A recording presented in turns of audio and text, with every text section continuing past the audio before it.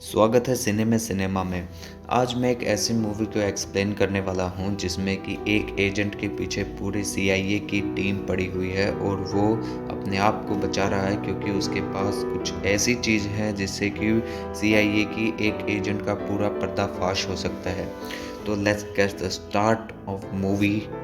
Movie की शुरुआत में हम क्लेन नाम के एक कैदी को देखते हैं जिनके सामने फ्रिज बैठे हैं जो कि एक सीआईए के एजेंट हैं और बहुत ही सीनियर एजेंट है जो लोगों को हायर करते हैं। वो क्लेन के सामने एक ऑफ़र लेकर आते हैं, तुम सीआईए जॉइन कर लो और मैं तुम्हें सारे जो तुम्हारे अपराध हैं उनसे मुक्त करके और तुम्हें बेल दिलवा के अभी बाहर लेकर जाता हूँ। तो क्लेन ने फ्रीज की बातें सुनकर सीआईए को ज्वाइन करने का फैसला किया होता है और वो बाहर निकल जाता है। इसके बाद हम 6 साल के बाद के टाइम को देखते हैं तो क्लेन यानी कि एजेंट 6 अब बहुत ही शातिर और बहुत ही तेज़ तर्रार एजेंट बन चुका है और उसे काफ़ी सारा एक्सपीरियंस भी हो गया है सीआईए में रहते रहते। उसको एक मिशन पर भेजा गया होता है जिसमें उसे एक डैनियल कार्ल नाम के आदमी को मारना होता है क्योंकि उसके पास कुछ इन्फॉर्मेशंस होती हैं जो कि एजेंट 6 से छुपाई जाती हैं कि वो इन्फॉर्मेशंस क्या हैं। तो इसीलिए उसको मारने के लिए भेजा गया होता है, लेकिन किसी वजह से वो अपना मिशन अबॉर्ट कर देता है क्योंकि उसके कुछ उसूल्स होते हैं। इसकी वजह से वो दूसरा रास्ता अपनाता है डैनियल कार्ल को मारने के लिए। तो जैसे ही वो डैनियल कार्ल को मारने के लिए जाता है तो वहाँ पर उसको डैनियल कार्ल कुछ बताता है मरते-मरते कि मेरे पास कुछ है, मैं भी पहले सीआईए एजेंट ही था, मेरा नाम एजेंट 4 है। तो यहाँ पर उसको हैरानी होती है कि वो इसको क्यों मरवाना चाह रहे हैं, लेकिन वो अपने गले से पेन ड्राइव निकाल कर देता है तो बोलता है तुम इसे रखो और इसको चेक करके देख लेना। इसके बाद एजेंट 6 एक कैफ़े में जाता है। कैफ़े में जाने के बाद वो यहाँ पर चेक करता है कि उस पेन ड्राइव में क्या है। वो देखता है कि डैनी जिसने कि एजेंट 6 को इस मिशन पर भेजा था वो एक बहुत ही उसके बहुत सारे जो गुनाह हैं, मतलब जो लोगों को उसने मारा हुआ होता है बहुत ही गलत तरीके से और बिना किसी को बताए। तो वो सारे काले चिट्ठे जो हैं और बहुत सारे जो डील्स हैं वो उसने सीआईए से छुपाई हुई होती हैं, वो सब इस पेन ड्राइव में होती है। अब एजेंट 6 किसी रैपर में डाल के उसको कहीं पर भेज देता है जो कि उसके बाद फिर ये फ्रिज के पास कॉल करता है काफ़ी टाइम के बाद। तो वो अपनी लोकेशन उसको बता देता है फ्रिज। अब डैनी किसी और को हायर करता है जिसका नाम है लॉयड हैंसन, जो कि बहुत ही बेरहम एजेंट होता है, प्राइवेट सेक्टर है सीआईए का। तो इसके बाद फ्रिज उसको एक आदमी के पास भेजता है जो कि उसको सेफली उसके घर तक उसको उसकी जगह पर लेकर जाएगा। तो यहाँ पर लॉयड हैंसन को पता चल जाता है कि सिर्फ एक ही बंदे को पता है कि यहाँ पर एजेंट 6 कहाँ मिलेगा। तो ये फ्रिज जो है मना कर देता है बताने के लिए। तो उसकी जो बेटी होती है उसको किडनैप कर लिया गया होता है। उसको धमकी दी जाती है कि अगर तुमने हमको नहीं बताया तो तुम्हारी बेटी यहाँ पर ज़िंदा नहीं बचेगी। अब फ्रिट्ज़ जो है वो अपने आदमियों के पास फ़ोन करता है और वो बोलता है कि एजेंट 6 को मार दो। तो वो सब हैरान हो जाते हैं कि फ्रिट्ज़ ऐसा बोल रहा है, लेकिन उनको मानना पड़ता है कि एजेंट 6 को मारना ही पड़ेगा। अब यहाँ पर हमें एक फ़ाइट सीन देखने को मिलता है। आप यहाँ पर बहुत ही ख़तरनाक फ़ाइट होती है, लेकिन एजेंट 6 अभी भी यहाँ पर बच जाता है क्योंकि अब उसने बहुत कुछ सीख लिया होता है और उसे पता है कि कैसे छिपना है और कैसे फ़ाइट करनी है।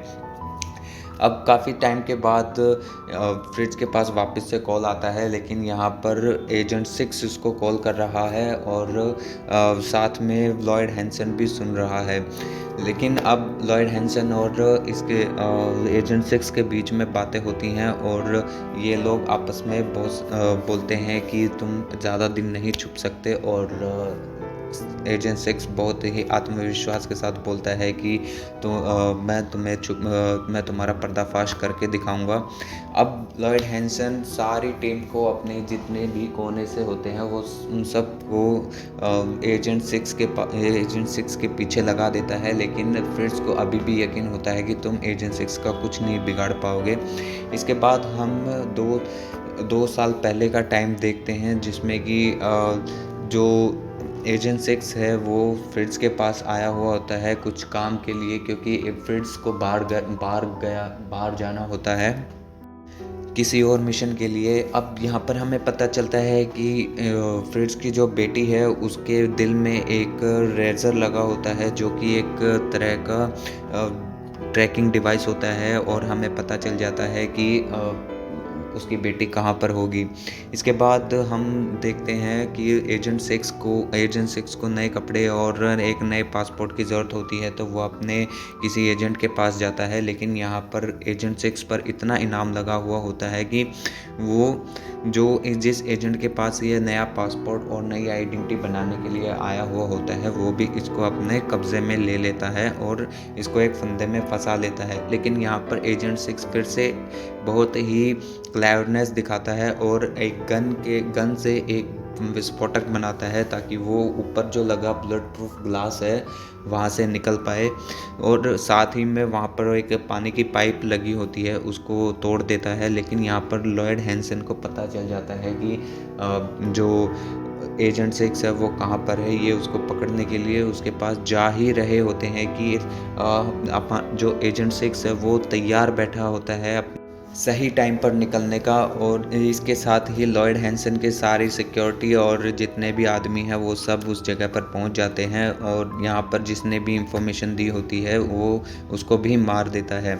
अब यहाँ पर एक धमाके के साथ एजेंट 6 बाहर निकलता है और सबको मारता हुआ आगे की तरफ निकलता है, लेकिन लॉयड हैंसन इसको एजेंट 6 को पकड़ लेता है। लेकिन यहाँ पर ग्रेनेड डालकर लॉयड हैंसन और एजेंट 6 फिर से भाग जाते हैं पीछे पीछे। फिर से लॉयड हैंसन इसका पीछा करता है, तो यहाँ पर जो दूसरी एजेंट जो मूवी की शुरुआत में एजेंट 6 के साथ थी वो अभी भी उसका साथ दे रही होती है। वो लॉयड हैंसन को बेहोशी का इंजेक्शन देकर उसको बेहोश कर देती है और एजेंट 6 को गाड़ी में चलने के लिए बोलती है, लेकिन एजेंट 6 नहीं मानता है, तो उसको भी बेहोशी का इंजेक्शन दे के वो गाड़ी की डिक्की में डालकर कहीं पर लेकर जा रही होती है दूसरी सेफ जगह पर। अब यहाँ पर हमें पता चलता है कि लॉयड हैंसन नाकामयाबी के साथ वापस आया है, और उसको एक और बात पता चलती है कि एजेंट 6 ने उस पेन ड्राइव को कहीं पर पार्सल किया हुआ होता है, जो कि प्राग में होती है। एक बहुत ही सीनियर एजेंट जो कि फ्रिज के साथ काम करती थी। अब वो लोग एजेंट 6 और वो जो उसके साथ दूसरी एजेंट है वो दोनों उसके पास पहुंचते हैं, लेकिन यहाँ पर भी लॉयड हैंसन इनका पीछा नहीं छोड़ता है और अपनी पूरी टीम को इनके ऊपर गोलीबारी के साथ और ग्रेनेड के साथ इन पर हमला कर देता है। अब यहाँ पर उस ओल्ड लेडी के पास एक गुप्त रास्ता होता है जिसमें कि वो उसको एजेंट 6 को भेज देती है, लेकिन अपने आप ऊपर रह जाती है, क्योंकि उसके पास अभी जीने के लिए 3 मंथ ही थे और वो चाहती थी कि ये चले जाए और यहाँ पर ये सबको यहीं पर ढेर कर दे। तो उसने एक सिलेंडर को खोल दिया होता है और वो लाइटर को ऑन करती है, तो यहाँ पर एक बहुत बड़ा धमाका होता है और साथ ही में पुलिस भी आ जाती है, और पुलिस को लगता है कि एजेंट 6 ने ही सब कुछ किया है। एजेंट 6 यहाँ पर भागने की बजाय अपने आप को पुलिस के हवाले कर देता है और पुलिस इसको लेके जा रही होती है कि लेकिन मौका देखते ही एजेंट 6 यहाँ पर फिर से भागने की कोशिश करता है और एक जगह पर आकर एजेंट 6 पकड़ा जाता है। लेकिन लॉयड हैंसन यहाँ पर भी नहीं मानता है। वो अपनी पूरी टीम को यहाँ तक कि सब भारी मशीनों के साथ और बहुत ही ताकतवर हथियारों के साथ सबको यहाँ पर भेज देता है और पुलिस के साथ भिड़ने के लिए भी बोल देता है। अब पुलिस और सीआईए के जितने भी एजेंट्स और सिपाही हैं उन दोनों के बीच में लड़ाई हो रही होती है सिर्फ एक एजेंट 6 को पकड़ने के लिए, और दोनों एक दूसरे से लड़ रहे होते हैं और यहाँ पर सू देख रही होती है सारा कुछ, लेकिन उसको बिल्कुल भी अच्छा नहीं लग रहा होता है क्योंकि लॉयड हैंसन किसी भी हद तक जा सकता है अपने काम को करने के लिए। और मैं आप सभी को बताना चाहूँगा कि ये मेरा बहुत ही फेवरेट सीन है क्योंकि यहाँ पर बहुत ज़्यादा एक्शन दिखाया गया है और काफ़ी सारा मज़ा भी आता है। तो इसके साथ हम मूवी में आगे बढ़ते हैं और मैं बताना चाहूँगा कि अब एजेंट 6 के हाथ में गन आती है और वो अपने आप को बचाने के लिए आस-पास जो भी उसके पास में आ रहा होता है उसको गोली मार देता है। लेकिन एक गाड़ी होती है जो कि एजेंट 6 के पास आ रही होती है और एजेंट 6 अपने बचने के लिए आखिर में उसको अपनी हथकड़ी तोड़ने के लिए एक बंदूक का सहारा लेना होता है और वो बंदूक से अपनी हथकड़ी तोड़कर वहाँ से भाग जाता है।